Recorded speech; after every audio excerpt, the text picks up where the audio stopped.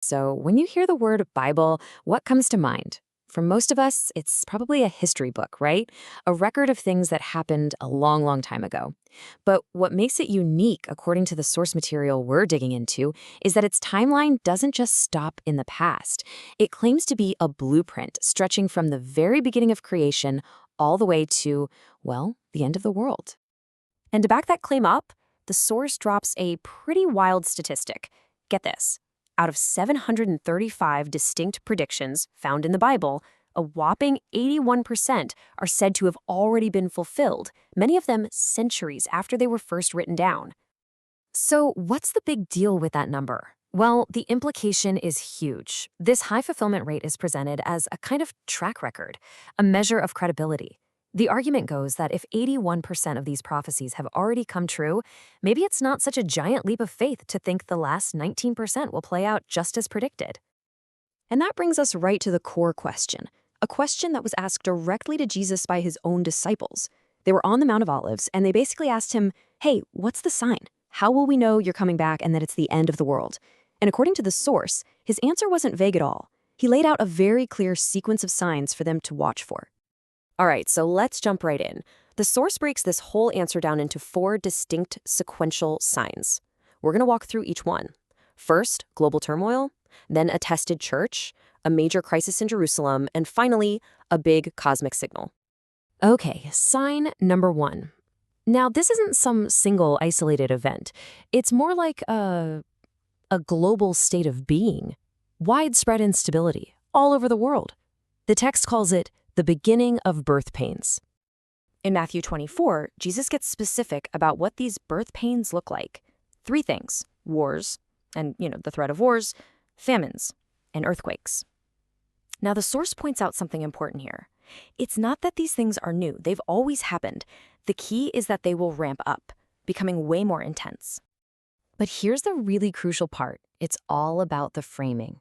The source really emphasizes that these disasters aren't supposed to be seen as, death pangs. They're called birth pains. And that completely shifts the perspective, right?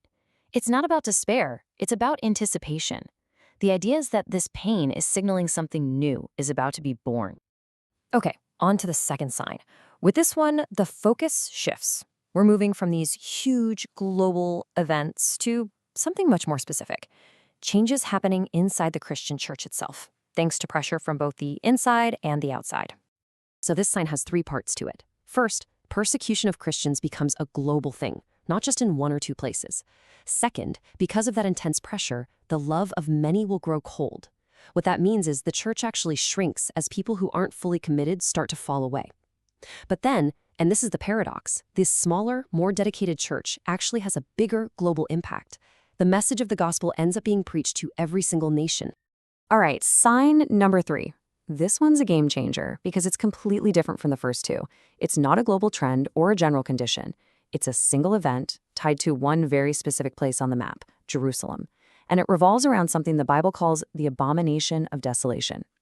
Yeah, I know, abomination of desolation sounds intense and confusing, but the source breaks it down pretty simply. It's interpreted as one key event. A powerful tyrant, a man, will walk into the holy place in Jerusalem, declare that he is God, and demand that everyone worship him. And even though this happens in just one city, the act itself is said to trigger consequences all over the world. And that leads us directly to the fourth and final sign. This is the big one. It's said to happen immediately after that crisis in Jerusalem. And this sign? It's cosmic. It's massive. And there's absolutely no way to misunderstand or explain it away. So, how do you describe it? Well, to put it as simply as possible, the lights go out. All of them.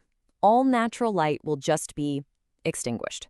The sun goes dark, the moon stops giving light, the stars literally fall from the sky. It's like someone is flipping the off switch on the heavens to get ready for what's coming next.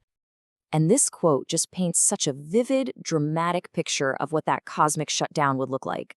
The skies will be rolled up like a scroll, and all their stars will fall like withered leaves from the vine. I mean, that's some powerful imagery, describing the very fabric of the heavens just dissolving.